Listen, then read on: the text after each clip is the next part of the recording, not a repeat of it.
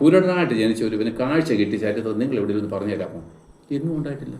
പക്ഷേ ഇവൻ എന്നിൽ കൂടെ ചെയ്തിട്ട് നിങ്ങൾ അവൻ വിശ്വസിക്കുന്നത് അവൻ പാപിയാണെന്ന് പറയും. ഇവൻ വിശുദ്ധനാണെന്ന് എനിക്കറിയാം, കാരണം അല്ലെങ്കിൽ സ്വർഗത്തിൽ നിന്ന് അവന് ഉത്തരം കിട്ടത്തില്ല. അവൻ പ്രാർത്ഥിച്ചുകൊണ്ടില്ലയോ, ഇവൻ്റെ കല്ലറെ പോയിട്ട് ഇങ്ങനെ പറഞ്ഞു, പിതാവേ ഞാൻ എന്ത് അപേക്ഷിച്ചാലും നീ അത് ചെയ്തു തരുമെന്ന് ഞാൻ വിശ്വസിക്കുന്നു, ലാസറെ പുറത്ത് വരിക എന്ന് പറഞ്ഞു. അപ്പോൾ ഈ ഉറപ്പെന്താണ്? ദൈവ ഇഷ്ടം ചെയ്യുന്നവൻ്റെ പ്രാർത്ഥനയ്ക്ക് മാത്രമേ സ്വർഗത്തിൽ നിന്ന് ഉത്തരമുള്ളൂ.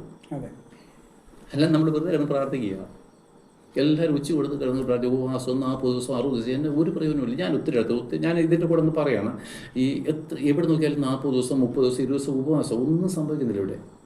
അപ്പം നമ്മൾ ദൈവഭക്തനായിട്ടിരുന്ന് ദൈവത്തിൻ്റെ ഇഷ്ടം ചെയ്യുന്നവൻ്റെ പ്രാർത്ഥനയ്ക്ക് മാത്രമേ ദൈവം ഉത്തരം തരുന്നു.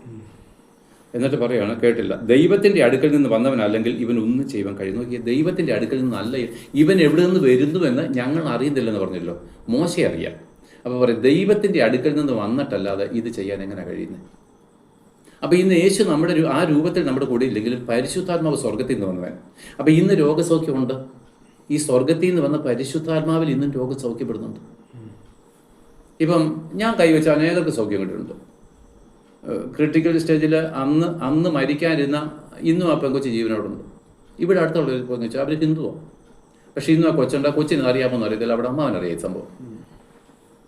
അവൾ ഇന്നും കുഞ്ഞുങ്ങളെ പ്രസവിച്ച് സന്തോഷത്തോടെ ജീവിക്കുന്നത്. ഞാൻ പിന്നെ കാണാൻ പോയിട്ട് വരില്ല. അപ്പം സ്വർഗത്തിൽ നിന്ന് വന്ന ആത്മാവിന് മാത്രമേ ഈ സൗഖ്യം തരാം. അത് പക്ഷേ എന്നിൽ കൂടെ ആയിരിക്കാം, സാറിൽ കൂടെ ആയിരിക്കാം. പക്ഷേ ഈ പരിശുദ്ധാത്മാവ് വേണ്ടി മാത്രമേ ഒരു സൗഖ്യം ഉണ്ടാകത്തുള്ളൂ. പരിശുദ്ധാത്മ മാത്രം ഉണ്ടെങ്കിൽ ഈ ഭൂതം വിട്ടുപോകത്തുള്ളൂ. അപ്പം ഞാൻ കൈവച്ചപ്പോൾ ഭൂതങ്ങളും പോയിട്ടുണ്ട്. അതെന്ന് വെച്ചാൽ പരിശുദ്ധാത്മാവാണ് ഈ പ്രവൃത്തി, അല്ല നമ്മളല്ല. ഈ പാത്രം ഉപയോഗിക്കുന്നതേ ഉള്ളൂ.